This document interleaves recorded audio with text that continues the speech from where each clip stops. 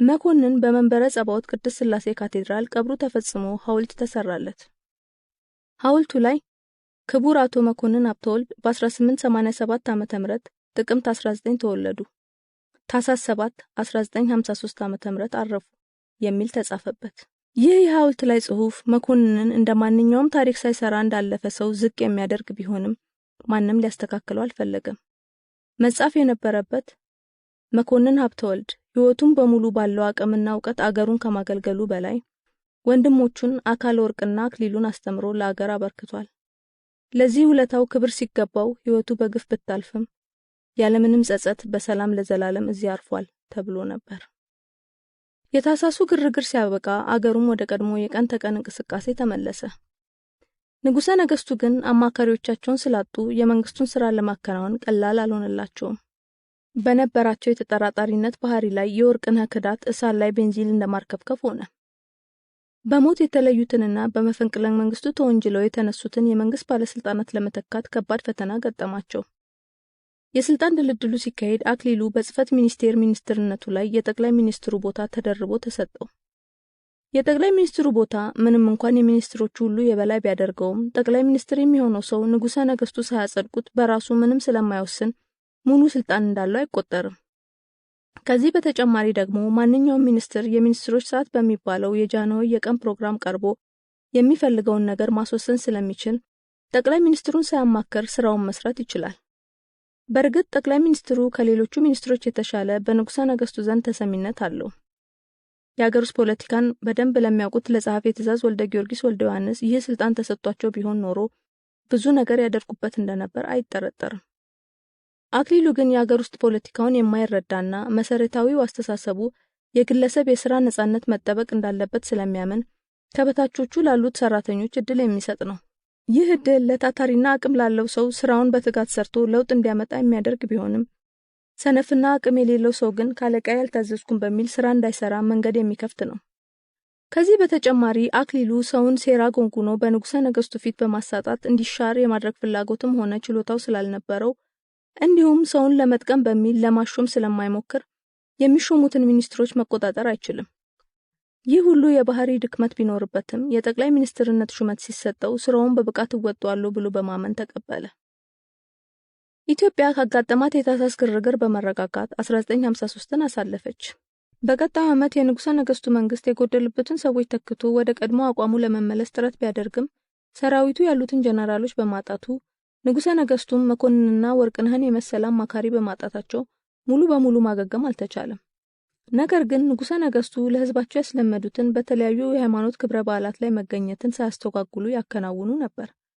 መፈንቅለ መንግስቱ በተሞከረ በዓመቱ የእመቤታችንን ቤተ መቅደስ መግባት ለማክበር የአጼ ምኒልክና የንግሥተ ነገሥታት ዘውዲቱ መቃብር በሚገኝበት ታዕካ ነገሥት በዓታ ለማርያም ገዳም የንጉሳዊውን ቤተሰብና ሚኒስትሮቻቸውን አስከትለው ተገኙ።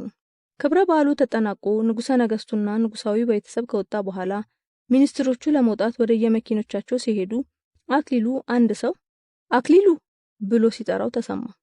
እንደዚህ ስሙ ለብቻ ሲጠራ ከሰማ ረጅም ጊዜ ስለሆነው ግራ በመጋባት እኔን ነው አይደለም በሚል ጥያቄ ውስጥ ሆኖ ፊቱን አዞረ።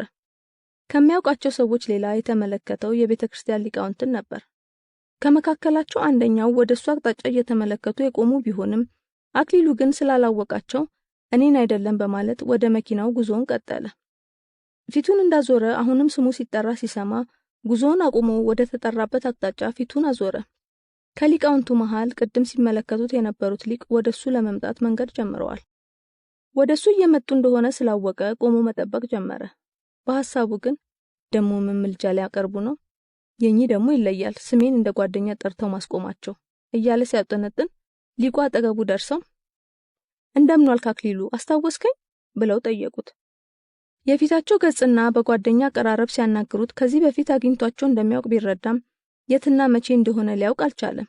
ስለዚህ ይቅርታ አላወቅኩትም መምሬ ብሎ መለሰላቸው። ምን ነው ጭቃ ላይ ተንሸራተን አድገን ሲሉት የበለጠ ግራ ተጋብቶ ማየት ጀመረ። እድሜያቸውን ሲገምተው እኩያ እንደሆኑ ያስታውቃል። ራሱን ግን ጭቃ ላይ ሲንሸራተት ማስታወስ አልቻለም። የት ነው ጭቃ ላይ የተንሸራተት ነው ሲላቸው ደንቢ ብለው መለሱለት። ደንቢን ይወለድባት እንጂ ገና 7 ዓመት ሳይሞላው ትቷት ስለወጣ የተጫወታቸው ጨዋታዎች አይታወሱትም። አብዛኛውን ጨዋታ ደግሞ የተጫወተው ከወንድሞቹና ከዳዊት ጋር ስለሆነ ሌላ የሚያስታውሰው ሰው የለም። የበለጠ ግራ ተጋባ።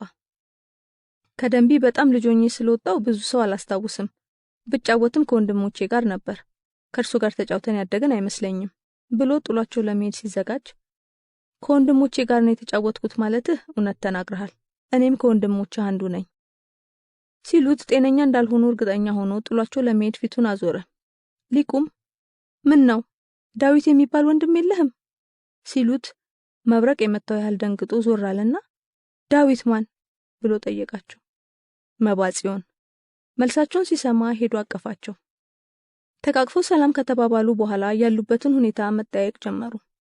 ዳዊት ከጣሊያን ወረራ በፊት ትምህርቱን ለመቀጠል ወደ ጎጃም ሄዶ መጽሐፍትንና ቅኔን ተምሯል። በወረራው ወቅት ከአርበኞች ጋር በመንቀሳቀስ ሕይወቱን አትርፏል። አሁን በ1925 ዓመተ ምህረት በተመሰረተው የዳግማዊ ምኒልክ መታሰቢያ የቀሳውስትና መምህራን ማሰልጠኛ ላለፉት 15 ዓመታት እያገለገለ ይገኛል። አክሊሉም ታዲያ ይህን ሁሉ ዓመት በሕይወት እያለህ እንዴት ሳንገናኝ ብሎ ዳዊትን ሲጠይቀው መጀመሪያ የቤተሰቦቼን አሟሟት ስሰማ መቋቋም አቅቶኝ እነሱን ከሚያስታውሰኝ ሰውም ሆነ አጋጣሚ ሸሽ ነበር። ቀስ እያልኩ በእግዚአብሔር እርዳታ ለመረጋጋት ቻልኩ። ያላችሁበትን ሳውቅ ደግሞ የማትገኙ ሰዎች ሆናችሁ ብሎ ፈገግ አለ። አክሊሉም እንዴት አንገኝም? እኔን ባታገኝ አካለ ወርቅ አሁን ከሀገር ወጣ እንጂ እዚሁ ነው የሚኖረው ሲለው የማትገኙት ሀገር ውስጥ ስለሌላችሁ ሳይሆን በስልጣናችሁ ምክንያት እኮ ነው አለው። ኧረ እባክህ ደግሞ መቼ ፈልገህን ነው ያልተገኘ ነው? ለመፈለጉም ቢሆን ያላችሁበት ስልጣን አርቆ አስቀመጣችሁ። አክሊሉ አማርኛውን ቢረዳም ሐሳቡ ግን አልገባውም። መልሶ ከመጠየቅ ብሎ አሁን ተገናኝተናል፣ ከዚህ በኋላ እንለያይም ብሎ ለምሳ ወደ ቤቱ ይዞት ሄደ። ይዞት የመጣው እንግዳ ቄስ እንደሆነ ስታይ ኮሌት ግራ ተጋባች። ከዚህ በፊት ከቤተክርስቲያን ሰዎች አንድም ሰው ለግብዣ ወደ ቤቷ መጥቶ ስለማያውቅ አክሊሉ ከቤተክርስቲያን ሰዎች ጋር ቅርበት እንደሌለው ደምድማለች። ዛሬ ግን ከእንግዳው ጋር እንደ ቅርብ ጓደኛው ያወራ ሲገባ ተደንቃ ታየዋለች። አክሊሉ ባለቤቱን ሲያስተዋውቀው ዳዊት ግራ በመጋባት አጸፋውን እንዴት እንደሚመልስ አላወቀም። ምክንያቱም ሌላ ሰው ሲተዋወቅ ትከሻ ለትከሻም ሆነ ጉንጭ ለጉንጭ ከመሳሳሙ በፊት መስቀል ያሳልማል። አሁን ኮሌትን በምን መልክ ሰላም ማለት እንዳለበት ስለማያውቅ ግራ ተጋብቶ እንደቆመ እጇን ስትዘረጋለት ጨብጦ ተገላገለ። ለምሳ ከመቀመጣቸው በፊት አክሊሉ ዛሬ ከእንግዳው ጋር ያበሻ ምግብ እንደሚበላ ሲናገር ባህሉን የሚያውቁት የቤቱ ሰራተኞች ማዕዱን በትሪ አንድ ላይ አቀረቡላቸው። ኮሌት አብሮ መቀመጡ ጥቅሙ ስላልታያት ብቻዋን ምሳ ለመብላት ወሰነች። ምሳ ሲበሉ ዳዊት የተደነቀበትን ነገር ሳይሸሽግ ፈረንጅ እንዳገባ ሰምቻለሁ፣ ሁሌ የሚገርመኝ ግን ለምን እንደሆነ ነው ብሎ ጠየቀው። አክሊሉም እናንተ የምትታያችሁ ፈረንጅ እንደሆነች ነው፣ ለኔ ደግሞ የምትታየኝ ሰው ሆና ነው። የወጣትነቴን ዘመን ያሳለፉት ከሀገሬ ውጭ ነው። ትምህርቴን ስማር ተዋወቅን፣ ከዛም ልቤን ወሰደችው። ምናልባት ትምህርቴን የተማርኩት እዚሁ ቢሆን ኢትዮጵያዊ ላገባችል ነበር፣ ግን የምወዳትን ሴት ኢትዮጵያዊ ስላልሆነች መተው አልፈልግም ብሎ መለሰለት። ዳዊትም ታማኝነትን ሊያስመሰግንህ እንጂ ሊያስኮንንህ አይገባም ካለው በኋላ ልጆች ወልዳችኋል ብሎ ጠየቀው። አክሊሉም አልወለድንም ብሎ አጭር መልስ ሰጠው። ዳዊትም ተገርሞ ለምን ሲለው እግዚአብሔር ስላልፈቀደልን ብዬ ነው የማስበው። ደግሞም ከመጋባታችን በፊት 24 ዓመት በጓደኝነት ቆይተናል። እንደምታውቀው የሴት እድሜ ቆሞ አይጠብቅም አለው። ዳዊት የፍቅራቸውን ጽናት አደነቀ። እሷ በትዕግስት ይህን ያህል ዓመት ስትጠብቀው እሱም ልጅ ለማግኘት ብሎ እሷን አስቀምጦ ከሌላ ሴት ጋር ባለመውስለቱ ልዩ ፍጥሯን አድርጎ እንዲወስዳቸው አደረገው። ዳዊት በዝምታ ይህን ሲያወጣና ሲያወርድ አክሊሉ ቤታችን ግን በልጅ የተሞላ ነው። እኔ የማምነው የኢትዮጵያ ልጅ የኔም ልጅ እንደሆነ ነው። መንገድ ላይ የተቸገረ ልጅ ካገኘው ወደ ቤት ያስገባዋለሁ። ኮሌትም ይህን ሐሳቤን ስለምትጋራ እንደ ልጆቻችን የምናሳድጋቸው ልጆች ከመቶ ይበልጣሉ ብሎ ሌላ አስደናቂ ሐሳብ ጨመረለት። ዳዊት አንዱን ሐሳብ አድንቆ ሳይጨርስ ሌላ ሲጨመርበት ወይ አክሊሉ ድሮም ከሁላችንም የተለየህ ነበርክ። መቼም ልብህ ተራራ ነበር። እዚህ መድረስ ባይደንቀኝም ይህን የዋህነት እንዴት ጠብቀህ እንዳቆየው ግን ልረዳ አልቻልኩም አለው። አክሊሉም አንተ የምን የዋህነት ነው? አገሬ ለኔ ከዚህ በለጥ አድርጋልኛለች። ቤቴ ባዶ እንዳይሆን የሰበሰብኳቸው ልጆች አገሬ ዋለችልኝን ውለታ በጥቂቱም ቢሆን የምከፍልባቸው ናቸው። ለኛም የመቆያ ቤት እንዲኖረን አድርገዋል ብሎ ሲመልስለት ዳዊት ቤተሰብ ለሌለው ልጅ ግን ቤተሰብ ማግኘት ቀላል ነገር አይደለም። ለዛውም የጸሐፊ ትእዛዝ አክሊሉ ሀብተወልድ ልጅ መሆን ምን ያህል እድልኝነት እንደሆነ ማወቅ አለብህ አለው። አክሊሉም ራሱን ከፍ የማድረግ ባህሪ ስለሌለውና ሰው ሲያሞግሰው መስማት ብዙም የሚያስደስተው ነገር ስላልሆነ ርዕሱን ለመቀየር አንተስ ስንት ልጆች አሉ ብሎ ጠየቀው። ዳዊትም እኔማ መነኩሴ ነኝ ሲለው አክሊሉ ደንግጦ እንዴት ብሎ ጠየቀው። ዳዊትም ቤተሰቦቼን ሳጣ ዓለም ስላስጠላችኝ ካድኳት ብሎ መለሰለት። አክሊሉ የአባቱን መምሬ መባጽዮንን ሞት ሲሰማ የተሰማው ሐዘን ታውሶት የዳዊትን መልስ በቀላሉ ተረዳው። ከዚያም ታዲያ መነኩሴ ከተማ ምን ያደርጋል ብሎ ጠይቆ ራሱንና ዳዊትን ከሐዘን ስሜት ለማውጣት ሞከረ። ዳዊትም ከተማ ብኖርም ያለውበት ተቋም ካለው የቀሳውስት ማሰልጠኛ በተጨማሪ የህፃናት ማሳደጊያና የአረጋውያን መጦሪያ አለው። እንደ ቅኔ መምህርነቴ ቅኔን አስተምራለሁ። የቀረውን ጊዜን ደግሞ ማሳደጊያ ውስጥ ያሉትን ልጆች እንደ ልጆች ያሳድጋለሁ። አርጅተው ለመጦር እድሉን ባላገኙት ወላጆቼ ፋንታ አረጋውያንን እጦራለሁ አለው። አክሊሉም በጣም ተደንቆ ይህ ሁሉ ነገር ቤተክርስቲያን እንደምትሰራ አላውቅም ሲለው እናንተ ተማሪን የምትሉ ሰዎች ቤተክርስቲያንን ሳታውቋት ነው የምትንቋት አለው። አክሊሉም እኔ እንደ ተቋም አልንቃትም። ከዋናው ስራዋ በተጨማሪ መንግስት መስራት ያለበትን ሰው ሲወለድና ሲሞት መመዝገብን ስለምትሰራ ደንቃታለሁ። እኔ የማይስማማኝ በቤተክርስቲያን ስም የሚለምነውና ስራ ሳይሰራ የሚቀለበው ነው። አሁን ደግሞ የምትነግረኝ የበለጠ እንዳደንቃት የሚያደርገኝ ነው አለው። ዳዊትም አንተ የምትጠላቸውን እሷም አትፈልጋቸውም። ማወቅ ያለብህ እንደማንኛውም ተቋም በውስጡ ያሉት ሰዎች የሰው ድካም እንዳለባቸው ነው። ማየት ያለብህ እንደ ተቋም ስርዓቷን ነው አለው። አክሊሉም በዳዊት ሐሳብ ተስማማ። እንደዚህ ልባቸውን እየተጫወቱ ምሳቸውን ከበሉ በኋላ አክሊሉ 9 ሰዓት ወደ ስራው ለመመለስ ከቤቱ ሲወጣ አብረው ወጡ።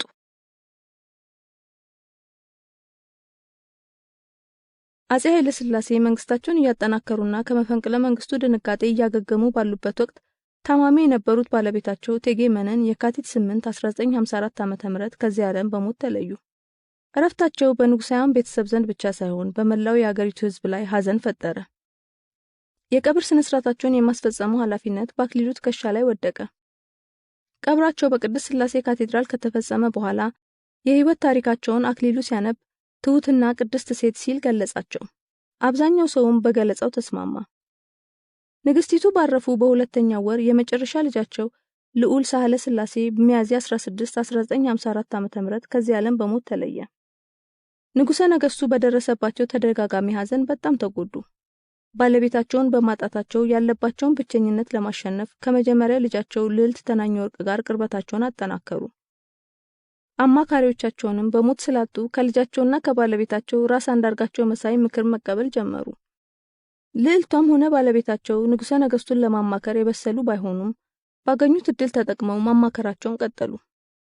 ራስ አንዳርጋቸው ልዕልቷን ከማግባታቸው በፊት በጣሊያን ወረራ ጊዜ ከጣሊያኖች ጋር በመሆን በጣና ሐይቅ ላይ የጀልባ መጓጓዣ በማዘጋጀት ህዝቡን እያጓጓዙ ገንዘብ ያገኙ ነበር። ጣሊያን ከተባረረ በኋላም ይህን ስራቸውን ከጣሊያኖቹ ጋር ቀጥለው ሲሰሩ የበጌ ምድር አገረ ገዥ ሆነው በመሾማቸው ይበልጥ ተመቻቸላቸው። ልዕልቷን ካገቡ በኋላም ኤርትራ በፌዴሬሽን ስትዋሃድ የንጉሠ ነገሥቱን ደራሲ ሆነው ሲሾሙ ለራሳቸው ጥቅም በማሰብ የፌዴራል ሰራተኞች ደሞዝ ከሌላው ቁጥር 30% ጭማሪ እንዲያገኝና ቤትና መኪና መንግስት እንዲሰጠው አደረጉ። ከዚህ በተጨማሪም በወደብ አገልግሎት ላይ የኢትዮጵያን ጥቅም አሳልፈው በመስጠት ለግላቸው ጥቅም የሚያስገኙላቸውን ውሎች ፈርመዋል። አሁን ደግሞ በሚስታቸው በኩል ያገኙትን የንጉሠ ነገሥቱ አማካሪነት የግል ሀብታቸውን ለማካበት መጠቀም ያደረጉት። ኢትዮጵያ ያሉባትን የውስጥና የውጭ ችግሮች ሳይፈቱ ጃንሆይ የኤርትራን ፌዴሬሽን አፍርሰው ኤርትራን መቀላቀል ይፈልጋሉ። አክሊሉ የኤርትራን ፌዴሬሽን ሳይነካ እንዲቆይ ከሚፈልጉት ባለስልጣናት ዋናው ነው። በተደጋጋሚ ፌዴሬሽኑን ለማፍረስ የተደረጉት ሙከራዎችን ሲያከሽፍ ቆይቷል። ምክንያቱም የኤርትራ ፌዴሬሽን ተጠብቆ ከቆየ የእንግሊዝና የጣሊያን ሶማሌ ነፃነታቸውን ቢያገኙ በፌዴሬሽን ለመዋሃድ ይችላሉ ብሎ ስለሚያምን ነበር። ይህ እምነቱም ያለ ምክንያት የመጣ ሳይሆን በተለይ ከእንግሊዝ ሶማሌዎች በኩል ነፃነታቸውን ሲያገኙ ከኢትዮጵያ ጋር በፌዴሬሽን ለመዋሃድ እንደሚፈልጉና የኤርትራን ፌዴሬሽን አተገባበር እየተከታተሉ እንደሆነ ለአክሊሉ ፍንጭ ስለሰጡት ነው። ከዚህ በተጨማሪም ወልደ ሰማት ገብረወልድ የጸጥታው መስሪያ ቤት አባል ሆኖ ሐረር በሚሰራበት ወቅት እንግሊዞች ሶማሌዎቹን ስለ ታላቋ ሶማሌ ይሰብኩ ስለነበር መርዛቸውን ለማክሸፍ ከእንግሊዝ ሶማሌዎች ጋር ግንኙነት ያደርግ ነበር። ሀርጌሳ የሚገኙ የፓርላማ አባላት በ1952 ዓ.ም ንጉሠ ነገሥቱን የምንጠይቀው ነገር ስላለን አገናኘን ብለው ጠየቁት። ምክንያታቸውን ሲጠይቃቸው ነፃነታቸውን ሲያገኙ ከኢትዮጵያ ጋር መዋሃድ እንደሚፈልጉ ሲነግሩት ለሌተናል ኮሎኔል ወርቅነህ ጉዳዩን ገልጾ ከንጉሠ ነገሥቱ ጋር እንዲገናኙ ቀጠሮ አስያዘላቸው። ቦታውም ሶደሬ አጠገብ በሚገኘው ቤተ ሰሊሆም ቤተ መንግስት ነበር። የፓርላማ ተመራጮቹ ጃንሆይ ፊት ቀርበው እንግሊዞች ነፃነታችንን ስናገኝ ከጣሊያን ሶማሌና ከሌሎች ሶማሊኛ ተናጋሪ የአካባቢው ህዝቦች ጋር ተቀላቅለን አንድ ሀገር እንድንመሰርት ይፈልጋሉ። እኛ ግን አባቶቻችን የነገሩን ጥንት ዘይላና በርበራ ወደቦቻችን የኢትዮጵያ እንደነበሩና እኛም ኢትዮጵያውያን እንደሆንን ነው። በቋንቋ ብቻ ከምንመስላቸው የሞቃዲሾ ሶማሌዎች ጋር ተዋህደን አንድ ሀገር መመስረት አንፈልግም። ነፃነታችንን ስናገኝ ከኢትዮጵያ ጋር እንድንዋሃድ ኢትዮጵያ የጦር ድጋፍ እንድታደርግልን እንፈልጋለን ብለው ጠየቁ። አፄ ኃይለ ሥላሴም ታሪካችሁን አውቃችሁ ወደኛ በመምጣታችሁ ደስተኛ ነን። እናንተ ብቻ ሳትሆኑ ሁሉም ሶማሌዎች ኢትዮጵያውያን ናቸው። ጊዜው ሲደርስ ከኛ ጋር መዋሃዳቸው አይቀርም። አሁን እቅዳችን የአፍሪካ ሀገሮች ከቅኝ ግዛት ነፃ ወጥተው በአንድነት እንዲያድጉ ነው። ለእናንተ የጦር ድጋፍ ብናደርግ አፍሪካን አንድ የምናደርገው ለራሳችን ጥቅም ያስመስልብናል። ስለዚህ ጊዜው እስኪደርስ ታገሱ ብለው አሰናበቷቸው። ከጀርባ እነዚህ እንቅስቃሴዎች ቢደረጉም እንግሊዞች የታላቋ ሶማሌ ህልማቸውን እውን ለማድረግ ቆርጠው ስለተነሱ የጣሊያን ሶማሌ ነፃነቷን ከምታገኝበት ሰኔ 24 1952 ዓ.ም 4 ቀን ቀድሞ ለእንግሊዝ ሶማሌ ነፃነቷን ሰጧት። የጣሊያን ሶማሌ ነፃ ስትወጣም ሁለቱን አዋሃደው ሶማሊያ የምትባል ሀገር ፈጠሩ። ሶማሌዎቹ እንግሊዝ እንደሰበከቻቸው አገር በሆኑ ማግስት ታላቋ ሶማሌን ለመፍጠር ከኢትዮጵያ ኦጋዴንን ከኬንያ ደግሞ የሰሜን ምስራቅ ቦታዎችን መጠየቅ ጀመሩ። ስለዚህ አክሊሉ የኤርትራን ፌዴሬሽን በሶማሌ ምክንያት እናቆየው የሚለው ምክንያቱ ውሃ የማይቋጥር ሆነ። የመጀመሪያውን የኤርትራ መንግስት ስራ አስፈጻሚ የተኩት ፊታውራሪ አስፋሃ ወልደ ሚካኤል የኤርትራን ፌዴሬሽን አፍርሰው ኤርትራን ከኢትዮጵያ ጋር ለመቀላቀል ቁርጥ ውሳኔ የነበራቸው ቢሆንም እንዳሰቡት በተሾሙ ማግስት ማድረግ አልቻሉም። የተኳቸውን የደጃዝማች ተድላ የምርጫ ዘመን 1 ዓመት ከጨረሱ በኋላ በድጋሚ በመመረጥ ዓላማቸውን ለማሳካት ወሰኑ። የቀራቸውን ጊዜም ለምርጫ ዝግጅት በማድረግ አሳለፉት። ምርጫው ሲደረግም ቀድሞው ስለተዘጋጁበት በቀላሉ አሸንፈው ለ2 ዓመት የኤርትራ መንግስት ስራ አስፈጻሚነታቸውን አረጋገጡ። በዚህ ወቅት ፌዴሬሽኑን ከማፍረሳቸው በፊት አንዳንድ የህግ ማሻሻያ በማድረግ ለንጉሠ ነገሥቱ በኤርትራ የውስጥ አስተዳደር ስልጣን ለመስጠት ሞከሩ። ነገር ግን አክሊሉ ከኤርትራ ህገ መንግስት ጋር ይጋጫል በማለት ውድቅ አደረገባቸው። የኤርትራን ሰንደቅ ዓላማ ሽረው አንድ የኢትዮጵያ ሰንደቅ ዓላማ ብቻ እንዲውለበለብና አማርኛም የሥራ ቋንቋ እንዲሆን ማድረግ ግን ችለው ነበር። ፌዴሬሽኑን ለማፍረስ በፓርላማ ተመራጮች ዘንድ አስፈላጊውን ዝግጅት አድርገው 2/3 ድምጽ ማግኘት እንደሚችሉ ሲያረጋግጡ የጃንሆይን ፈቃድ ጠየቋቸው። ስልጣን የማይጠግቡት ንጉሠ ነገሥት ፌዴሬሽኑ ሲፈርስ የኤርትራን የውስጥ አስተዳደር በምን መልክ እንደሚመሩት ከጠቅላይ ሚኒስትራቸውም ሆነ ከሀገር ግዛት ሚኒስትራቸው ጋር ሳይማከሩ ከፊታውራሪነት የቢትወደድ ማዕረግን ለሰጧቸው ለአስፋሃ ፍቃዳቸውን ሰጧቸው። ቢትወደዱም በቅዳቸው መሰረት ህዳር 6 1955 ዓ.ም ፓርላማውን ሰብስበው ፌዴሬሽኑን አፈረሱት። የፌዴሬሽኑ መፍረስ ለኤርትራ ህዝብ ምንም ልዩነት አላመጣም። ምክንያቱም እንኳን ከፖለቲካ ውጭ የሆነው ህዝቡን ይወክላሉ የሚባሉት የአገር ሽማግሌዎች ሳይቀር ፌዴሬሽኑ እያለ ጠቅሞናል ወይስ ጎድቶናል? አሁንስ መፍረሱ ይጎዳናል ወይስ ይጠቅመናል? እያሉ ይጠይቁ ነበር። ተቃዋሚ ነን ለሚሉት ግን መኖሩ ምንም ለውጥ የማያመጣው ፌዴሬሽን በመፍረሱ ነፃነታቸው ተገፎ የባርነት ቀንበር ተጫነባቸው ቆጠሩት። የፌዴሬሽኑ መፍረስ ህዳር 6 ቀን በኤርትራ ፓርላማ ተወስኖ በንጉሠ ነገሥቱ እንዲጸድቅ ሲላክ ለአክሊሉም ሆነ ለሌሎቹ ሚኒስትሮች አስደንጋጭ ነበር። ምክንያቱም ኤርትራ 14ኛዋ ጠቅላይ ግዛት ሆና ስትጠቃለል የመንግስት መዋቅር መዘርጋት ስላለበት ዝግጅት ስለሚያስፈልገው ነው። ከፌዴሬሽኑ መፍረስ በኋላ ኤርትራ በንጉሠ ነገሥቱ የሚመራ አስተዳደር ይኖራት ወይም በአገር ግዛት ሚኒስቴር ስር ትተዳደር የሚለውም አልተወሰነም። በዚህ ሁሉ ውዥንብር ውስጥ ፌዴሬሽኑ ከፈረሰ ከ6 ሳምንት በኋላ አፄ ኃይለ ሥላሴ 14ኛዋን ጠቅላይ ግዛታቸውን ለመጎብኘት ሄዱ። በጉብኝታቸው የኤርትራ አስተዳዳሪዎችን ይሾማሉ ተብሎ ይጠበቃል። ለዚህም እንዲያግዝ ቢትወደድ አስፋሃ ንጉሠ ነገሥቱ ከሚኒስትሮቻቸው ጋር መጥተው ሁሉም ሚኒስትር የመስሪያ ቤቱን ተጠሪ በኤርትራ ለመሰየም እንዲያግዝና ለራሳቸውም በቢትወደድ ማዕረጋቸው ላይ የራስ ወርቅ አስረው ራስ ቢትወደድ ተብለው የኤርትራ አስተዳዳሪ ፌዴሬሽኑን ለማፍረስ ጉልህ ሚና የተጫወቱትን መላከ ሰላም ዲሜጥሮስንና ሼክ አሊ ሙሳ ረዳይን ምክትል አስተዳዳሪዎች አድርገው እንዲሾሙ ነበር። ነገር ግን ጃንሆይ ከሚኒስትሮቻቸው ማንንም ሳያስከትሉ የተለመዱ የንጉሳውያን ቤተሰቦችንና የቤተ መንግስቱን ባለሟሎች አስከትለው አስመራ ገቡ። ሹመትም ሲሰጡ እንደራሳቸው የነበሩትን ጀነራል አብይ አበበን በቦታቸው አስከትለው ቢትወደድ አስፋሃን የፍርድ ሚኒስቴር፣ መላከ ሰላም ዲሜጥሮስን የሕግ መወሰኛ ምክር ቤት አባል አድርገው ወደ አዲስ አበባ አዛወሯቸው።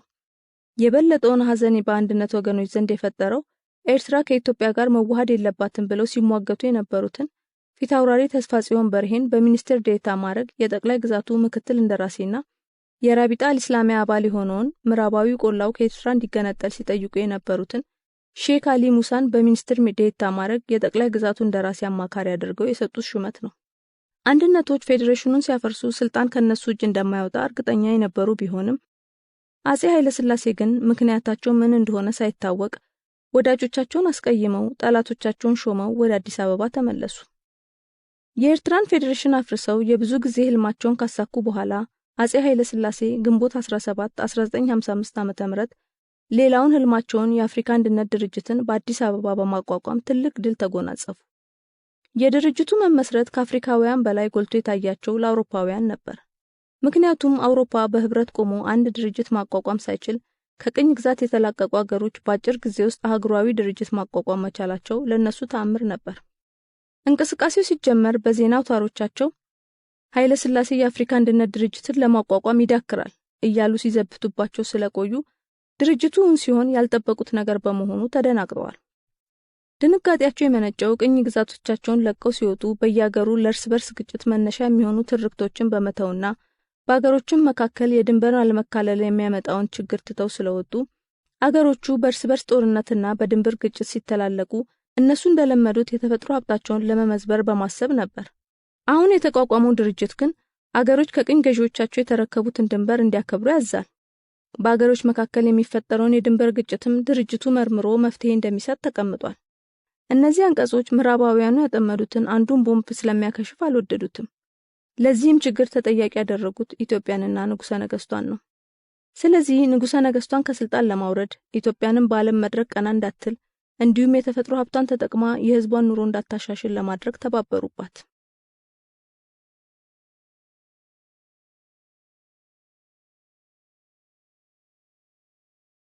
የኤርትራ ፌዴሬሽን ከመፍረሱ 2 ዓመት በፊት በካይሮ የኤርትራ ነጻ አውጪ ግንባር ተቋቋመ። መሪው ኢድሪስ መሐመድ አደምም ከፓርቲው አባላት ጋር በመሆን በመካከለኛው ምስራቅ አረብ አገሮች እየዞረ እርዳታ ማሰባሰብ ጀመረ። በተቋቋመ በአመቱ የአረብ ሊግ ስብሰባውን ሲያደርግ የሳውዲ አረቢያው ንጉስ ሳውድ ለኤርትራ ነጻ አውጪ ግንባር ሙሉ እርዳታ ለማድረግ ቃል ገባ። ይህን ተከትሎ ግንባሩ ራሱን የሙስሊም አረብ እንቅስቃሴ አካል አድርጎ በማቅረብ ብዙ ማትረፍ ቻለ። ነገር ግን ከኤርትራ ህዝብ አብላጫ ቁጥርና የኢኮኖሚ አቅም የነበረው የክርስቲያኑ ክፍል ተቀባይነት አላገኘም ነበር።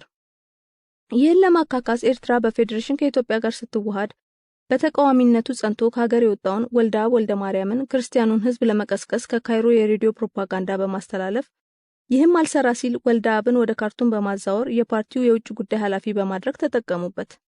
ፓርቲው ስሙን ከኤርትራ ነጻ አውጪ ግንባር ወደ ጀብሃ ቀይሮ የጂሃድ እንቅስቃሴ በመጀመሩ የወልደአብ ፕሮፓጋንዳ ምንም ውጤት ማምጣት አልቻለም። የኤርትራ ፌዴሬሽን ፈርሶ ከኢትዮጵያ ጋር ሙሉ በሙሉ ውህደት መፈጸሟ የአረብ አገሮችን ለጀብሃ መስጠት ጀምረው የነበረውን ድጋፍ አጠናክረው እንዲቀጥሉ አደረጋቸው። ከውህደቱ በኋላ ጃንሆይ የአንድነት ደጋፊዎችን በማስቀየማቸው ህዝቡ ቀስ በቀስ ወደ ተቃዋሚነት እየተገፋ በመሄዱ በቅርብ ያገኘውን ጀብሃን ወደ መደገፍ አዘነበለ። ከአረብ አገሮች መካከል ለጀብሃ ከፍተኛ ድጋፍ ስታደርግ የነበረችው ሶሪያ በ1959 ዓ.ም የመጀመሪያው የኤርትራ መንግስት ስራ አስፈጻሚ ደጃዝማች ተድላ ባይሩ ከስዊድን ኤምባሲ ሰራተኝነታቸው ከርተው ወደ ጀብሃ ሲቀላቀሉ የክርስቲያኑ ክንፍ መሪ አድርጋ በደማስቆ ተቀበለቻቸው። ሶማሊያ ሪፐብሊክ ሆና እንደተፈጠረች ለፈጣሪዋ እንግሊዝ መጠቀሚያ ከመሆን ይልቅ የሶቪየት ህብረት መሳሪያ ማራገፊያ ሆነች። ጡንቻዋ በሶቪየት መሳሪያ ሲፈረጥም ከፈጣሪዋ ያገኘችውን የታላቋ ሶማሌን ሐሳብ ለማስፈጸም መንቀሳቀስ ጀመረች። የአፍሪካ ህብረት ተቋቁሞ የድርጅቱ መክፈቻ ስብሰባ ላይ የሶማሊያው ፕሬዝዳንት በሽምግልናም ሆነ በጦር ኃይል መፈንቅለ መንግስቱን ከማይከሽፈው ኃይል በእጅጉ ያነሰ አቅምና ሞራል ይዞ ለጥቂት ጊዜ ባልሞት ባይ ተጋዳይነት ሙከራውን ቀጠለ። ሁለቱ ተፋላሚ ወገኖች የመጀመሪያውን ጥቃት ማን ይጀምር ማን ሲባባሉ ቆይተው መፈንቅለ መንግስት አክሻፊው ኃይል 8 ተኩል ተኩስ እንዲጀመር ትዕዛዝ እንደሰጠ እነ ወርቅነህ ጠልፈው ሰሙ። ይህን ትዕዛዝ በሰራዊቱ ፊት አንብበው ለ9 ሩብ ጉዳይ ክብር ዘበኛ ተኩስ እንዲጀምር ትዕዛዝ ተሰጠው። የተኩስ ልውውጡ እስከ 12 ሰዓት ድረስ ቆይቶ በመፈንቅለ መንግስቱ አክሻፊ ኃይል አሸናፊነት ፊልሚያው ተጠናቀቀ። በጦር ኃይል የተሸነፉት የመፈንቅለ መንግስቱ መሪዎች በነጋታው በሽምግልናና በዲፕሎማሲ ለውጡን ለማሳካት ጥረት ማድረግ ጀመሩ። እንደ አማራጭ የተጠቀሙትም የአሜሪካ ኤምባሲን አማላጅነት ነው።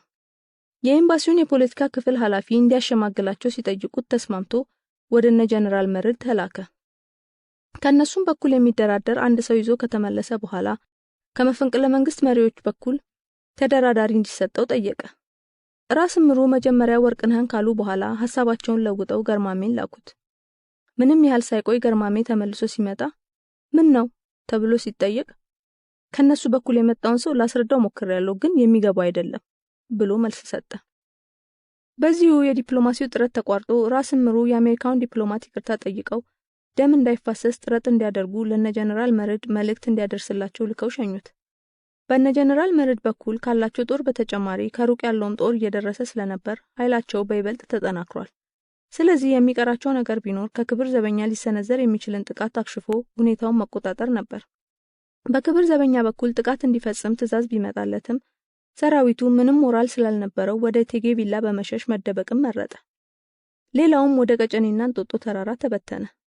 የጦር ሰራዊቱም የክብር ዘበኛ መምሪያን ተቆጣጠረ።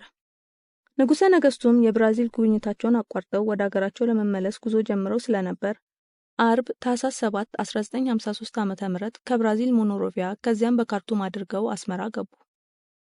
ቅዳሜ ጠዋት የክብር ዘበኛ መምሪያን የተቆጣጠረው መፈንቅለ መንግስት አክሻፊው ኃይል ገነተ ልዑል ቤተመንግስትን ለመቆጣጠር ሲሞክር ከክብር ዘበኛው ፍልሚያ ገጠመው። በታንከኛ እየተረዳ ወደ ቤተመንግስቱ ሲጠጋ አንዱ ታንከኛ የቤተመንግስቱን በር በታንክ ገንጥሎት ገባ። ከታንኩ ወጥቶም ብርጋዴር ጀነራል መንግስቱ ነዋይን እጁን እንዲሰጥ እየተሳደበ መጮህ ጀመረ። ጩኸቱን የሰማው ጀነራል በመስኮት ወጥቶ በያዘው ሽጉጥ ግንባሩን አለው። ከዚያም አግቶ የያዛቸውን የመንግስት ባለስልጣናትና የንጉሳዊው ቤተሰብ አባላት ለደህንነታቸው አንድ ቦታ አድርጎ ለማስቀመጥ ወሰነ።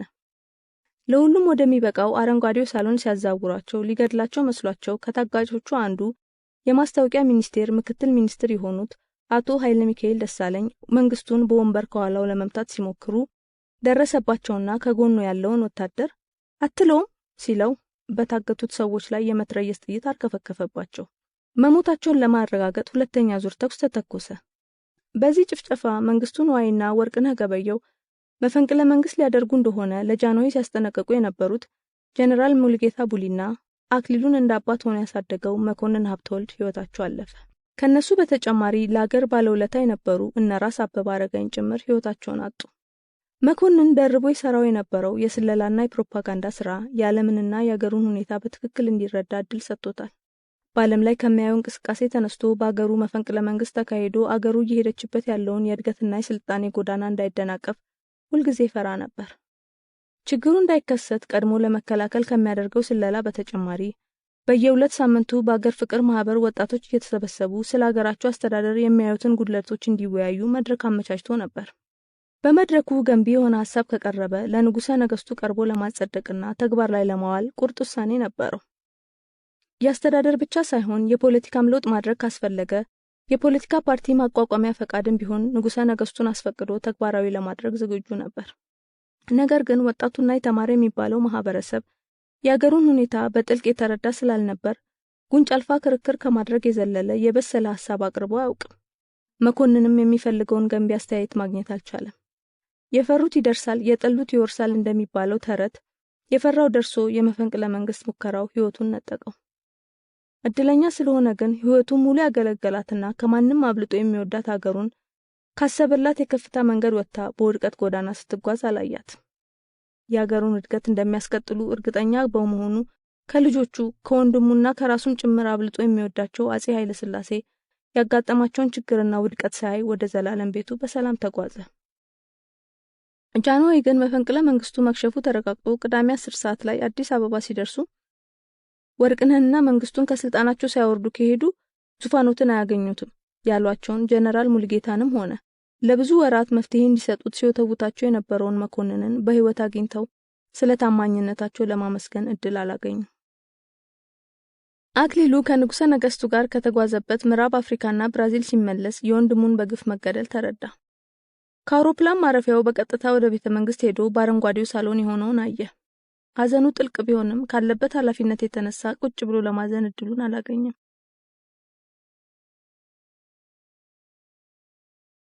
አክሊሉ ከንጉሠ ነገሥቱ ጋር ከተጓዘበት ምዕራብ አፍሪካና ብራዚል ሲመለስ የወንድሙን በግፍ መገደል ተረዳ። ከአውሮፕላን ማረፊያው በቀጥታ ወደ ቤተ መንግሥት ሄዶ በአረንጓዴው ሳሎን የሆነውን አየ። ሐዘኑ ጥልቅ ቢሆንም ካለበት ኃላፊነት የተነሳ ቁጭ ብሎ ለማዘን እድሉን አላገኘም። ግርግሩ ጋብ እንዲል ውሳኔ የሚያስፈልጋቸውን ነገሮች ለመወሰንና ለማስወሰን ቤተ መንግሥቱ ውስጥ ቅዳሜን አድሮና እሁድን ውሎ እረፍት ለማድረግ ማታውን ወደ ቤቱ ሄደ። ቤቱ ሲገባ ኮሌት ተቀበለችው። ተቃቅፈው ተላቀሱ። አገር ውስጥ ቢሆን ኖሮ የወንድሙ ጣፈንታ ይደርሰው እንደነበር በማሰብ ኮሌት ለቅሷን ማቆም አልቻለችም። አክሊሉም ቢሆን እንደ አባት እየመከረ ያስተማረውን ትምህርቱን ጨርሶ አገሩ ከተመለሰ በኋላም ስራውን ሲሰራ የማያውቀውን የአገር ውስጥ ፖለቲካና ሴራ እያስወገደ ለስራው መቃናት ከፍተኛ አስተዋጽኦ ያደረገለትን መከታ ወንድሙን በማጣቱ በጣም አዝኗል። ከሞቱ ይበልጥ ደግሞ አሟሟቱ ሐዘኑን አባሰበት። ከኮሌት ጋር ብዙም ማውራት ስላልቻለ ወደ መኝታው ሄደ። አልጋ ውስጥ ቢገባም እንቅልፍ በቀላሉ ሊወስዶ ስላልቻለ ባለፉት 5 ቀኖች የተፈጠሩትን ነገሮች ለመረዳት ማውጠንጠን ጀመረ። አገሩ ያለባትን የአስተዳደር ችግር ይረዳል። አክሊሉን ከውስጡ ችግር በልጦ የሚታየው ግን በውጭ ያለው አገሩ ላይ ያለው ተጽዕኖ ነው። ምዕራባውያን ከኢትዮጵያ የሚፈልጉት ጥቅም ብቻ ነው። ኢትዮጵያ የእነሱን ወዳጅነት ለማግኘት በምታደርገው ጥረት ከአረቦቹና ከምስራቁ ዓለም በሚደርስባት ጥላቻ የሚያጋጥማትን ፈተናዎች እንድትወጣ ምንም አይነት የዲፕሎማሲ ድጋፍ አያደርጉላትም። ራሷን ችላ ፈተናዎቿን እንዳትወጣ ተደራራቢ የቤት ስራ እየሰጡ ቀና እንዳትል አድርገዋታል። ከነሱ ያላገኘችውን ድጋፍ ከምስራቁ ዓለም ስታገኝ ደግሞ እንዳትጠቀምበት ለማድረግ ቆርጠው ተነስተዋል። በዚህ ሁሉ ችግር የተተበተበችን አገር ንጉሠ ነገሥቷ ከአገር ሲወጡ ጠብቆ ያልታቀደ ሙከራ ሞክሮ ሳይሳካ ሲቀር የአገር ባለውለታዎችን ሕይወት መቅጠፍ ምክንያቱ ሊገባው አልቻለም። ተሳክቶላቸው ስልጣኑን ቢጨብጡ አሁን ባላቸው የመንግስት ስልጣን ያልፈቱትን አለ የሚሉትን ያስተዳደር ችግር በምን መልክ ሊፈቱት እንዳሰቡ ግልጽ አልሆነለትም። ይህን እያውጠነጠነ ከነበረው ድካም የተነሳ ለሐሳቡ መቋጫ ሳያገኝለት እንቅልፍ አሸነፈው። ቀጣዮቹ ቀናት በመፈንቅለ መንግስቱ የተሳተፉትን በመለየትና በምን መልክ ይዳኙ የሚለውን ለመወሰን ስብሰባዎችን በማካሄድ አለፈ። የመፈንቅለ መንግስት መሪዎች የነበሩት ሌተናል ኮሎኔል ወርቅነህና ገርማሜ እጃቸውን እንዲሰጡ ለማድረግ በነበረው የተኩስ ልውውጥ ሕይወታቸው አልፏል። ብርጋዴር ጀነራል መንግስቱ ቆስሎ ስለተያዘ እሱና ሌሎቹ በመፈንቅለ መንግስቱ የተሳተፉት ጉዳያቸው በፍርድ ቤት ታይቶ ውሳኔ እንዲሰጣቸው ተወሰነ። በግርግሩ ሕይወታቸው ላለፈው የአገር ባለውለታዎች ደግሞ የሐዘን ቀን ሳይታወጅ በ40 ቀናቸው ጃንሆይ ንግግር እንዲያደርጉና ሐውልት እንዲሰራላቸው ተወሰነ።